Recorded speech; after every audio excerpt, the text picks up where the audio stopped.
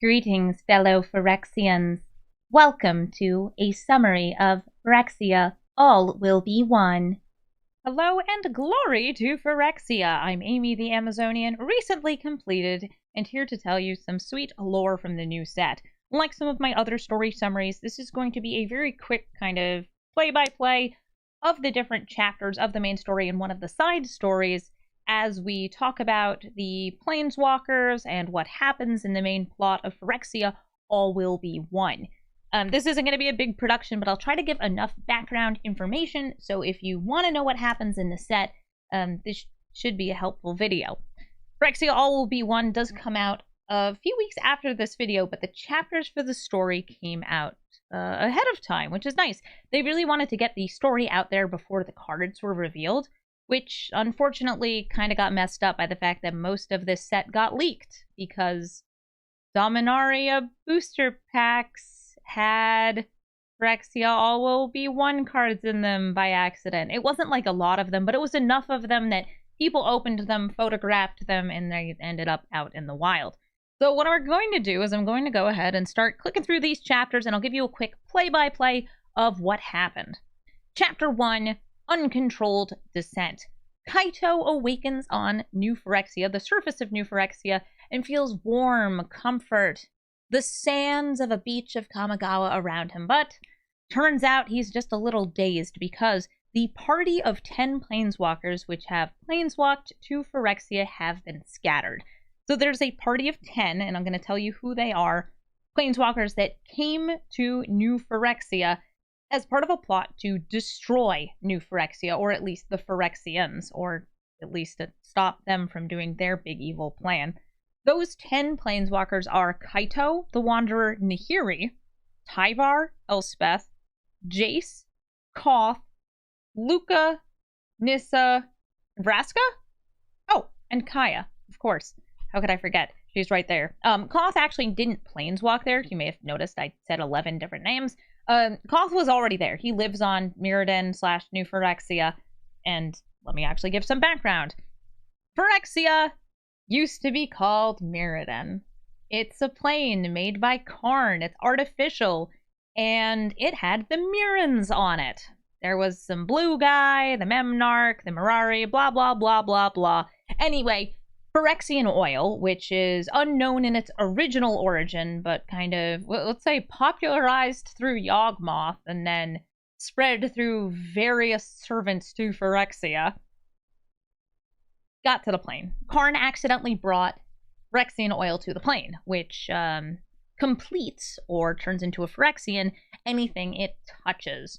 So Phyrexia has become, New Phyrexia has become what you see here, with the outer area being these kind of desert sculptures, this inner area here being just tunnels between the different layers. You have the furnace, this is Urabrask's lair. The forest, this is Vorinclex's lair. I don't remember what it's called, but Jin-Gitaxias's lair. The big old arenas and stuff, that's Shuldred's lair. And the white layer down here is Elesh Norn's lair. And then the seed core, which I'll mention too. So I mentioned 5 names here. Those are the Praetors of New Phyrexia, which I've got open in a tab here. Elesh Norn, let's take a look at her, is the white-aligned Praetor who believes that becoming a Phyrexian is a kind thing to do. In fact, to be worthy of being a Phyrexian, to be brought into the fold, is a good thing. And you should join Phyrexia because it's the best thing, and only the best can be a part of Phyrexia. So that's Elesh Norn. Then we have Jin-Gitaxias in blue. Jin-Gitaxias is about knowledge and experimentation. He's really gross, and also has eyeballs all over the place. Yeah, okay, there's Jin-Gitaxias. Then you have Shuldred, the black-aligned Praetor, and also one of the multiple leaders of the Black faction of Phyrexia. There are actually multiple kind of, I don't want to call them kings. They call them Thanes, but I don't really like that. They're like lords of the Black mana area on New Phyrexia, and she believes that we should either kill or complete everybody. If you can't beat him, join him, but you probably won't get to join him because she'll already have killed you. This is kind of like the old school way of Phyrexia. And then you have, I'm going to actually skip over to Vorinclex here. Vorinclex, who is kind of the survival of the fittest. We shall do battle as Phyrexians or as non-Phyrexians until just the strongest survive. Oh, yes, the Tangle.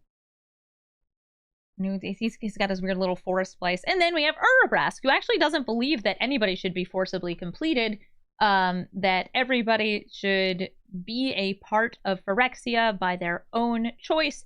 So he kind of shelters some of the Mirrans, which are the native citizens of Mirrodin, on his plane, which is the one up here, the one closest to the surface of New Phyrexia.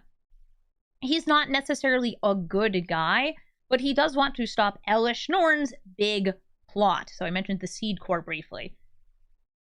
New Phyrexia wishes to spread to all planes of Magic the Gathering, but only a Planeswalker normally can travel between planes. If you use what I'm going to call Tezzeret's tummy portal, that's definitely what it's called. It's called the Planar Bridge. It's his tummy portal. Only inorganic substances can pass through. And Phyrexians are a mix of organic and inorganic parts. What they've done, though, is Vorinclex, on a trip to Kaldheim, took part of the World Tree. He went into the inner sanctum of the World Tree, encountered Essica, gravely wounded her, and stole some Tyrite, or some part of the World Tree, which has been planted on New Phyrexia to grow Realmbreaker. Realmbreaker is a new distorted world tree that is supposed to connect through the Blind Eternities all the different planes of Magic the Gathering, so the Phyrexians can conquer them, which, okay, not exactly a noble goal, but you can't stop them. They're really hard to stop. So that group I mentioned before of Planeswalkers, Kaito, the Wanderer, Tyver, Kyra, Elspeth, Koth, Jace, Luca, Nissa, and Vraska, are all coming to New Phyrexia to try to blow up Realmbreaker, this tree. And the way they want to do that is using a Silex, a big old bowl made by Saheeli, using the information that Karn had from the original Golgothian Silex, the relic which Urza used to blow up Argoth, I believe was the name of the island, during Brothers' War. Teferi went back in time to witness the activation of the Silex to learn how it is done. You do it by thinking of places, which is what mana is. Like, you want to know how you tap a mountain, it's because your memories of that mountain create the red mana. That's the general gist behind it. So Saheeli made the Silex. This group of 10 is bringing the Silex to the Seed Core to try to blow it up before the Phyrexians start their invasion. That's the plot of the story. So we're going to go back over here to Chapter 1, Uncontrolled Descent. Kaito wakes up. He thinks he's in a beautiful sandy beach. He is not. He's brought to awareness by the Wanderer and Nahiri fighting a big spooky Phyrexian. This guy. He's not named. He's just like a scary guy. Cool. Nahiri defeats it, but she is minorly wounded in the process, which means she is infected with Phyrexian oil and over time will become completed. She still has her wits about her. She's still independent, and she is not a Phyrexian until later in the story, but she has been infected at this point. The three, Kaito, the Wanderer, and Nahiri, find a camp. And on this surface level, wow, this camp has Melira on it. This is Melira. She's special because she is a Mirran, a citizen of Mirrodin, who is immune to Phyrexian oil. She can even cure recent completion, but it is a painful process that incapacitates people and takes several days. If you have been completed for a long time, she can't do crap. So, I mean, sorry to the dudes who got completed like 8 bajillion years ago. She's a very powerful ally to have, though. So, hi, Melira. You're a total babe. All while this is happening, by the way, the Wanderer keeps flickering in and out of existence. She shows up in different stories on this plane. She even shows up on some that are not on this plane. So the Wanderer will be flickering in and out, but really this is the last time we see her on this story. So now you have just Kaito, Nihiri, and Melira making their way from this surface level through these inverted gravity layers. There's one between each of these, to the furnace layer down here. And they do that by literally like crunching part of the ground and falling through it. But because gravity is wonky between the layers, they land softly enough. And they end up on the furnace layer to meet up with the other planeswalkers. Now, everybody was supposed to planeswalk to the same place on the furnace layer, but they got scattered because Elish Norn has put up some sort of scatter field, I guess, around New Phyrexia. We don't really understand how she did it or how she knew how to do it, but she did expect people to come invade and had set up this defensive method. And here you see Nihiri undergoing her completion. This is kind of the separation of her mind of both herself and Phyrexia. Now we're going to go to Chapter 2, Unstable Foundations. Elspeth wakes up on New Phyrexia, and she has to fight a bunch of Phyrexians. Yup. While she's fighting, Kaya shows up and is like, "Sup, girl? How you doing? Where's everyone else?" And Elspeth's like, I don't know if this isn't great. By the way, Elspeth doesn't have a card in this set. She's just kind of here. I'm sure she'll have a card in the next set because she feels like she's the main character, which is odd. So anyway, Elspeth and Kaya fight some Phyrexians, make it to the surface make it to the furnace layer, and meet up with Tyvar and Koth and Jace. This is Koth. He's one of the planeswalkers I mentioned. He did not travel to New Phyrexia. He lives here, but he is a planeswalker. He's a cool guy. He fights good. That's kind of all I really know, is that he's very passionate about his fight against Phyrexia. I don't know that much about Phyrexia lore or New Phyrexia lore or Mirrodin stuff. I kind of ignore artifact sets usually, so I'm doing my best over here. They've all met together. So that means that Kaito, Nihiri, Kaya, Tyvar, Elspeth, Koth, and Jace are all together. If you don't know Tyvar, it's worth probably mentioning. He was from Kaldheim. He's here because he doesn't like that Phyrexia has taken a part of Kaldheim and is using it to potentially infect other realms. But he's literally just like, yo, it's so uncool. That's our stuff. You can't take our world tree. It's special. He's a bit of a himbo, and I love him for that. But that means that Luca, Nissa, and Vraska, which were part of the original landing party, are all missing. They're all kind of covered in side stories, except for Vraska. But I'm going to mention what happened to Luca and Nissa, since it is in one of the side stories. Going back over here, side stories. Is it? I could have sworn that there was another one. Oh, yep, here we go. Hard as Anger, Bright as Joy. They land on Vorinclex's layer here. This is where Luca and Nissa are.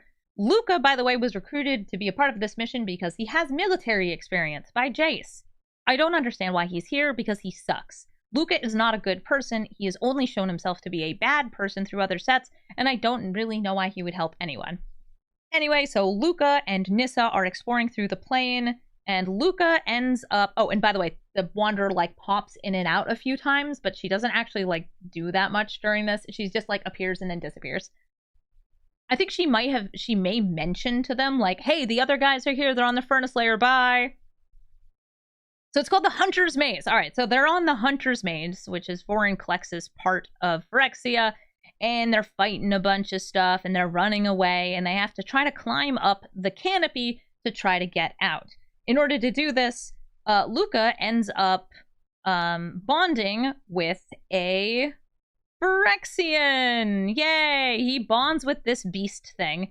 And at first, it's fine. He's not completed. He's just kind of commanding it. He calls it a centaur-like beast. And they're chill. Until they are climbing up to the canopy, and he says, "Help me!" And it helps him not fall by putting its tentacles into him and, well, infecting him with Phyrexia. So he is infected. So now you have Nahiri is infected, but it's slow spreading. And Luca, who pretty much asked to be completed, is converted a lot faster. Their weird beast companion is guiding them towards the center of the maze instead of helping them escape it because, I don't know, it's a Phyrexian. It doesn't really know what to do to help. Anyway, it leads them to Glissa and Vorinclex. Glissa is pictured here. Glissa and Vorinclex are fighting each other and having a really good time doing it. And Luca and Nissa try to fight Vorinclex and Glissa. During that fight, Luca calls again on this beast, and the beast ends up fully completing him, and now he's just part of, like, the joyous fight, too. Yay, they're all fighting. Nissa, by the way, is now just, like, super overpowered, and it's not mentioned here. It's mentioned that she is hit. She's completed. So now you have Nahiri, Luca, and Nissa are 3 of the 5 newly completed Planeswalkers that have cards on the set. I say that have cards on the set because there's going to be another one, and we'll see him soon. Back to the main story. Anyway, the real moral of the story is they could have Planeswalked away, they didn't, and everything is Luca's fault. Should have just not brought him here. So now that our little party here is all together, I've explained where everybody is except for Vraska. So they all continue through to, look, there's Jace with the Silex that's a Heliomade. They start continuing down through the different layers, and they actually use the help of the Mirrans. The Mirrans have been digging a secret tunnel that goes from this little red layer here down to the black layer here. They're trying to get to the Fair Basilica so they can get to the seed core. So the black layer here is where they end up because they take a tunnel so they can skip through the green, skip through the blue, because apparently they wouldn't have survived it. Many Mirrans have died in the process of creating this tunnel. So, like, thank you, Mirrans. Thank you for your sacrifice. I wish you didn't do it, because you'll see where this story is going. It's a little weird. They make it down to the nasty place. The nasty stink swamp. Oh, and I guess I should mention what Glimmer Void is. The nasty pasty stink swamp, so they can go try to find their way to the Fair Basilica. Okay, the stink swamp is called the Dross Pits. The Dross Pits, by the way, has pits of ooze, which are Phyrexian oil, and it also has a persistent haze through it, which is a poisonous air that will complete you or kill you over time, depending on how strong you are. Most Planeswalkers are considered strong enough to survive the completion process, though I believe that it removed their souls in the process prior to the reality chip, which was from the Kamigawa Neon Dynasty set's creation. That's part of why I believe Kaito and the Wanderer are a part of this set, because they feel, in part, like they are tied into it. So now they're on the Dross Pits in Chapter 3, Inconceivable Losses. Inconceivable! Look at this nasty little place. Oh, they're so gross. We're bypassing the Hunter Maze in the Surgical Bay. Be grateful for that. Yep, everything rots in the Dross Pits. It's a really gross place, and the fact that it's next to Elish Norn's lair, I bet that she hates. She's like, how can something so nasty be here? So while they're making their way through, they're like, okay, we're on our way to the place that goes to the Fair Basilica, the white part of the plane. But then Jace, who has the freaking filigree Silex, is like, wait, I hear Vraska, and he's psychic, so she was screaming mentally at him, we have to save her. And this introduces one of the funniest quotes, I think, in the story. I think it's right down here of Jace has bad ideas. 1 second. Control F. This is a terrible idea. I have plenty of terrible ideas, but they don't usually get everyone around me dead. But Jace has special bad ideas, I guess. Yeah, that's the quote from Kaito that really sums up how this entire story goes. Jace has special bad ideas. So Jace convinces the rest of the party, in part because he's the one who's going to activate the Sylex, even though Kaya is trained to do it too, to go rescue Vraska. Oh no, but it's a trap. They find Vraska. She's already too injured, and she's becoming completed rapidly. Jace says, I'll stay here with her. Kaya, take the Sylex. But in order for them to leave, it's going to be a lot harder than it was to enter, because they're at, like, the Phyrexian arena. Jace had been mentally shielding them so the various battling Phyrexians around them wouldn't notice, because there's actually a civil war going on. Oh yeah, I should have mentioned that. Sheoldred and Urabrask have kind of grouped together to fight against Elishnorn's forces because, well, Urabrask doesn't think that they should be forcibly completing anybody, and Sheoldred thinks that she should be in charge. That's the reasons that they're fighting, and Elishnorn's just like, oh my god, you guys are like children!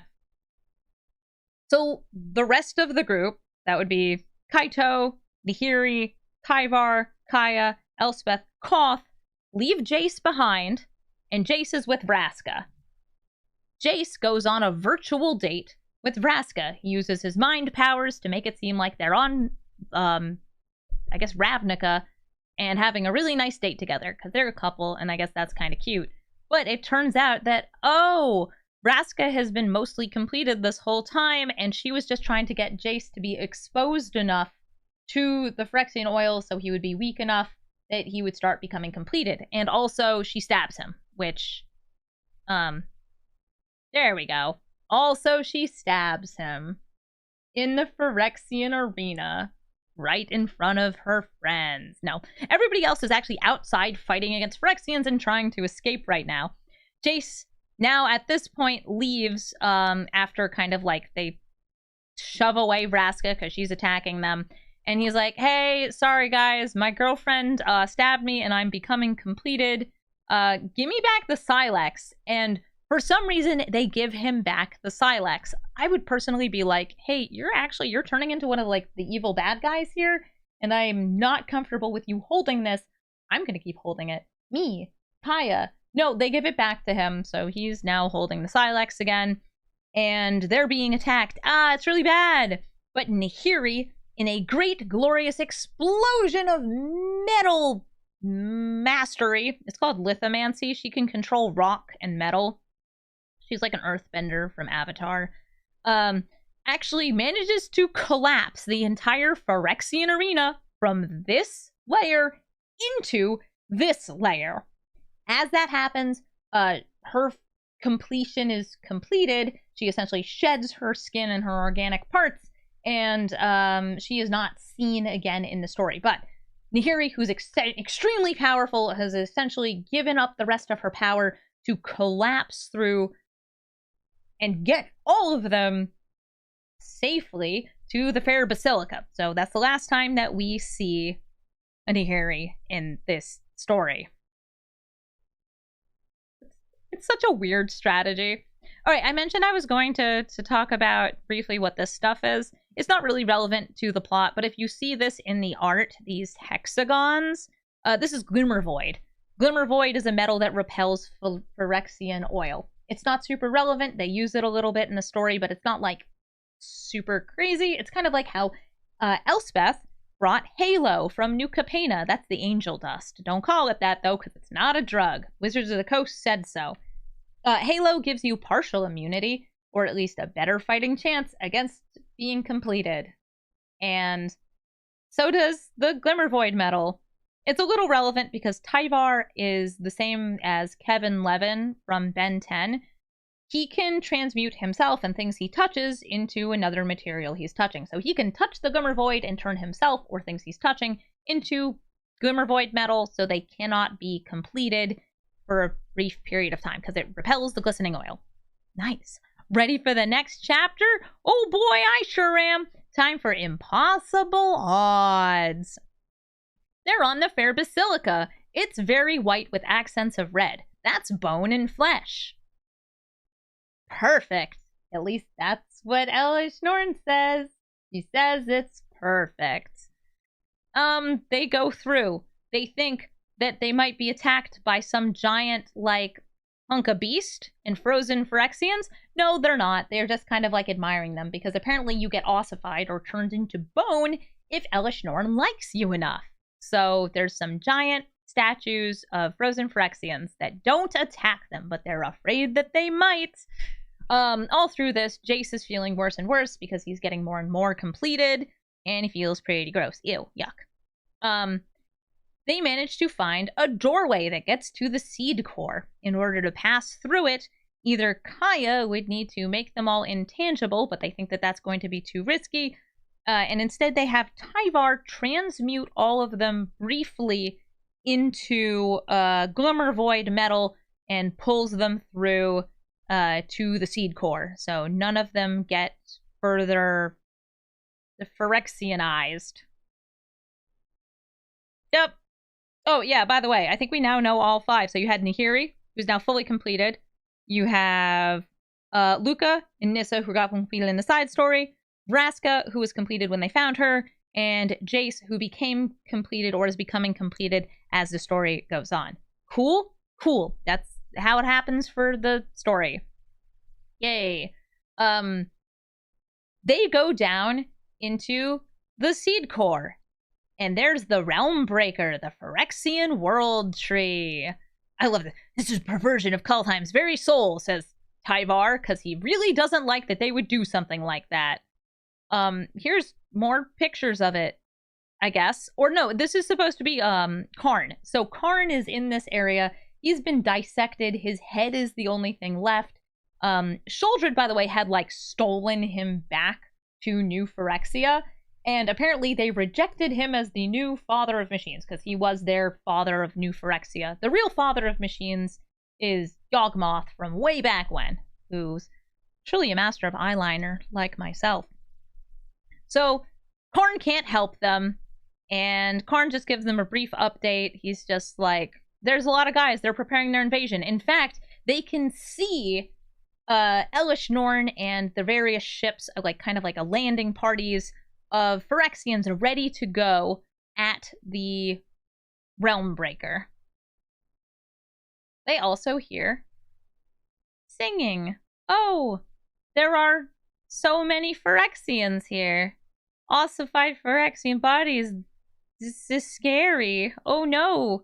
Elish Norn's probably somewhere around. There must be millions of them. Yup. Tons and tons and tons of Phyrexians. Where did they all come from? They encounter 2 more Phyrexianized Planeswalkers. One you knew about, a Johnny, who fights Elspeth, and one who you kinda knew about, Tybalt. So there's Elspeth fighting a Johnny in his new, fully Phyrexianized form. He actually looks very cool here. He looks kind of like a juggernaut. I like that. And, gosh, where? I guess the picture's in the next chapter. Show me the boy. Show me the boy. Ah, here we go. And Tybalt. Yes, Tybalt. I know how to say his name. Tybalt. So Tyvar fights Tybalt. Tyvar, ends up using the Glimmer Void and separating Tybalt's organic and inorganic parts, because he essentially, like, infects him with the Glimmer Void, and then shoves him down off a bridge, and he lands with a crunch, which kind of, to me, is an implication that Tybalt is dead. But, you know, he's a Phyrexian, so who knows? They can pretty much just be zombies or whatever. If you're wondering, when did this happen? In Kaldheim's story, I have a separate actual story summary for that, he ingested a seed from Vorinclex. That's why he was being forced to serve Vorinclex. And Vorinclex said he would remove the seed from him. Clearly he didn't, because now he's a Phyrexian. Great. Tybalt's still a jerk, though, but he's out of the way. Back over here. They're fighting! The girls are fighting!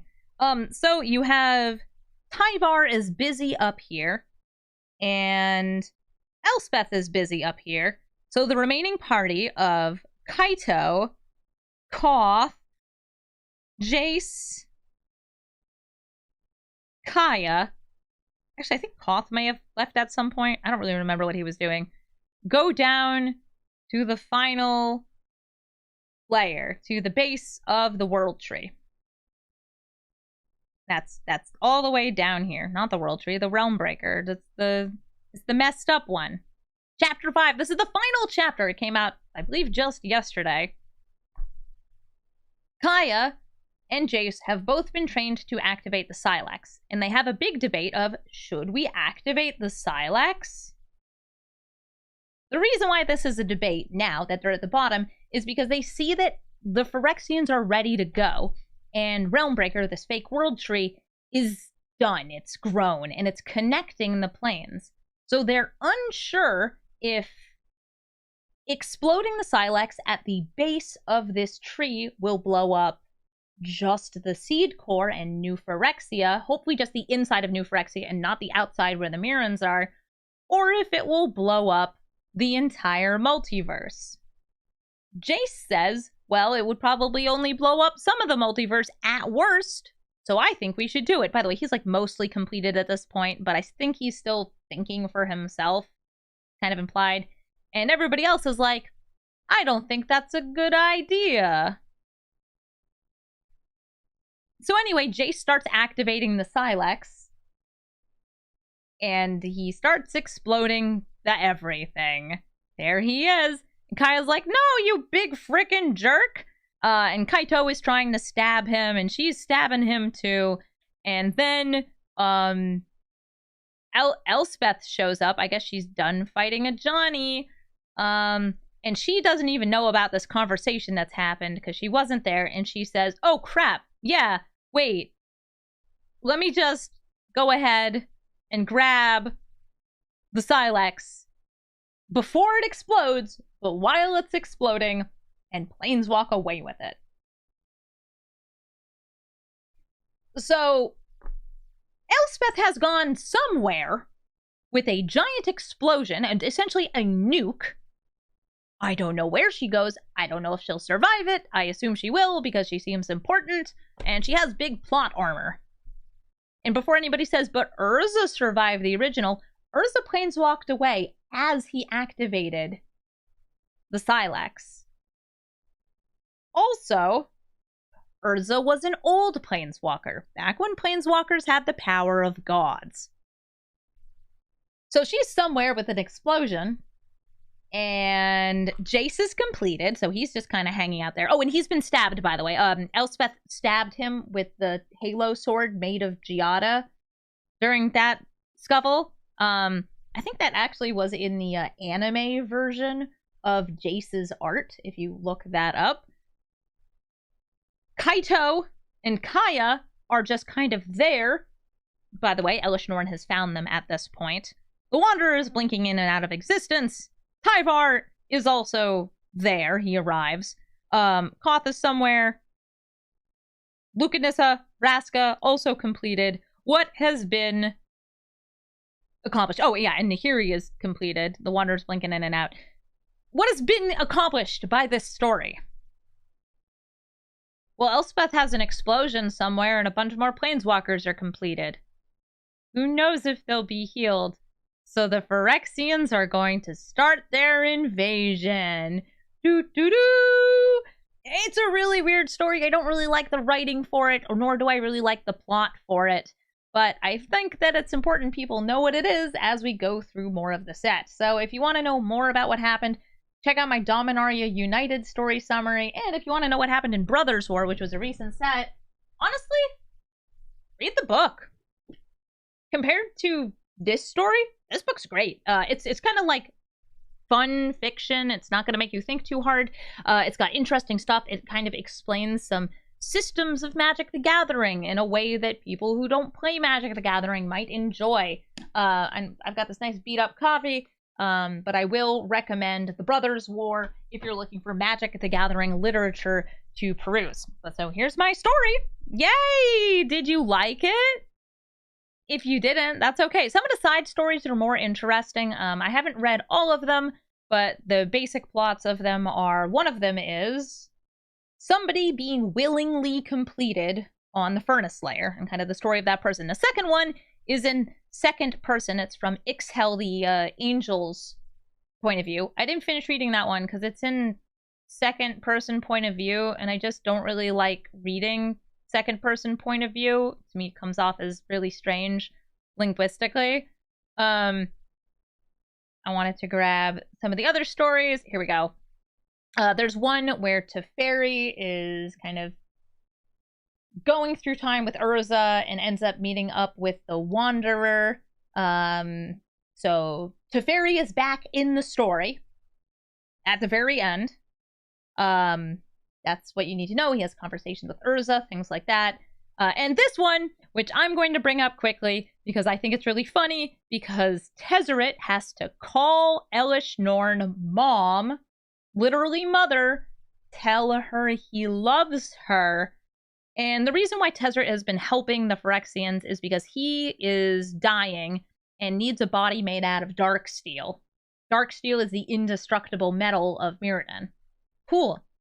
He does that, and Jin-Gitaxias gives him a body of dark steel. Jin-Gitaxias also is planning to complete him, which normally wouldn't be possible, but you're able to turn the dark steel into, what is it called, blink steel? Yeah, look, surgical implements. Yum, yum, yum, yum, yum. And he manages to escape. And I believe he escapes to Kamigawa, where he runs into Tezzeret's rat boy son. I love rat boy son. He's a cool guy. There's also like a flashback, I believe, to Esper on Alara, which is, I think, where Tezzeret is originally from. And there's Tamio, who is completed. And so, yeah, I see Tamio, the Nozomi continue. Tell me where she is! Tell me now, is she dead? I like Tamio. I like her adopted rat son. I wish his card was better. It's like a ninja card. Nashi. That's his name. Nashi. I feel like his card could have been a lot cooler from Kamigawa Neon Dynasty, and also maybe not a ninja, because he doesn't feel like a ninja to me. He's like a mechanic. Anyway, Nashi, I think, deserves to be a planeswalker. Let me have a rat planeswalker. And Tezzeret escapes. Also, he had to call Elish Norn mommy. Yep. That's part of the plot, baby. I love this. I love because, like, Tezzeret's just like, yes, mommy. I love you, mommy. This is the story of Phyrexia. All will be one. I hope you liked it. And if you don't, well, neither did I. But at least I told you about it. So let's go get completed. Yeah! It's great.